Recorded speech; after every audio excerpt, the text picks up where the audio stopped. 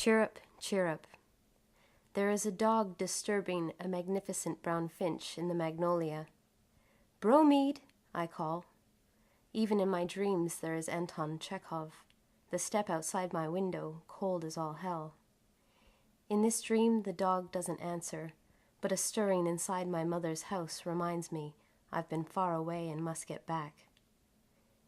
It is my mother who is closer to Chekhov, the wings inside her changing like the peppered moth. I am more Masha, the sister, who keeps secret watch, notes blood on pillow casings. I've read every cough he ever wrote, only in my dreams they always seem to get better. There's this recurring vision of a boy who jumps foxholes on the step, who walks, coat open, in the rain.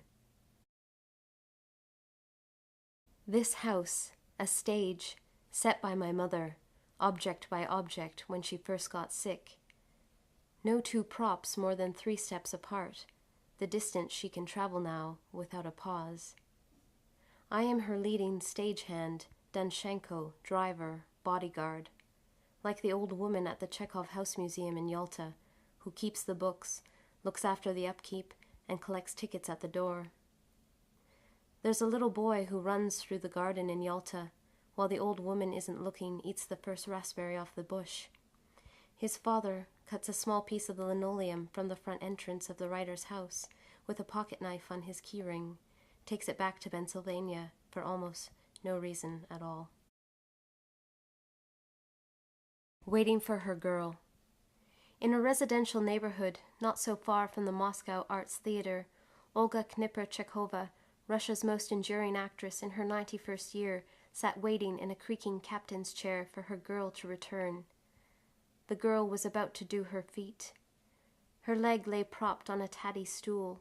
She held the newspaper from the previous day.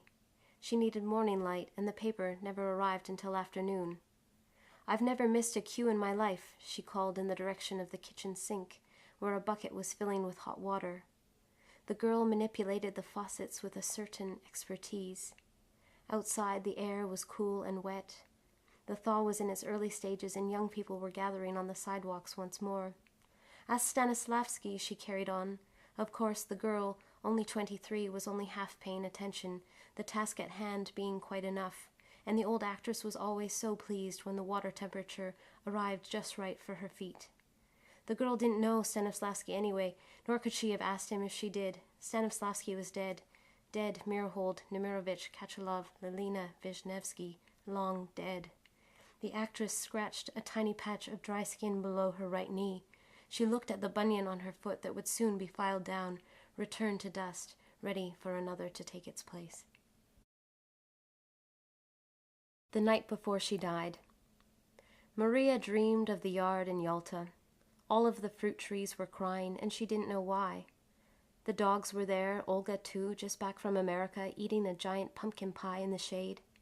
Maria sat down in the middle of the lawn and began to laugh. She laughed so hard her stomach cramped, and then her feet began to rise up beyond her control. The movement continued to her knees and hips, and before she knew it, she was floating upside down, her dress billowing in the warm breeze, and still she was laughing, utterly and uncontrollably now.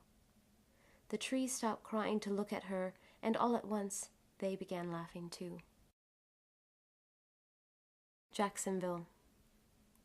The photograph is dated 1963, Jacksonville scribbled across the back.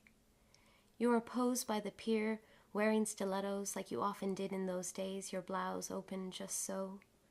As a child, I dreamt about your past life, used to practice posing like you, draped in one of Dad's shirts, arms akimbo, a belt wrapped tight around my little frame, the bottoms of my heels pressed against the arches of your shoes.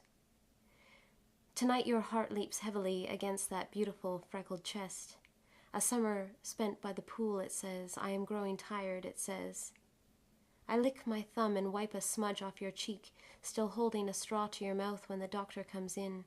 He is young, he is handsome, and flirts with you, but he doesn't know how beautiful you are behind that plastic mask.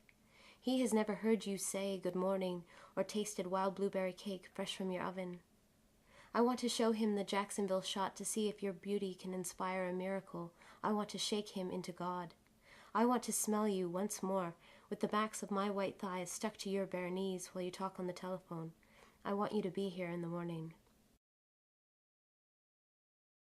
The minister's visit. At midnight, when the mosquitoes have finally grown tired, Leona is awake to watch the exodus, her porch light still on after they've fled. This is how she sees when the minister arrives at our door. He crosses her lawn and then ours. Even though she has been waiting all summer for this, his arrival causes her heart to flutter. Oh God, no, the voice that is inside her says. Her worn-out body makes it to the couch just before her legs collapse. She rests there, returning to the position that she has already spent most of the night in, and so many nights in, next to her TV remote, next to her half-finished pile of Cheetos, delicately placed on a patterned paper towel. Leona makes a shopping list of supplies for a quiche to bring over to the house. She writes a card that she keeps for just such an occasion. When she is finished, she cries for everything bad that has ever been, not because this loss is so great, but because loss is a reminder of other losses. Her little spaniel presses his claws into her thick thighs and licks the orange powder from her fingers. He sniffs the corners of her eyes tenderly, and she even thinks she hears him whisper, "I am here, Leona." Before going to bed, she pulls the heavy curtains so that no light can get in. There will be so much more to do in the morning.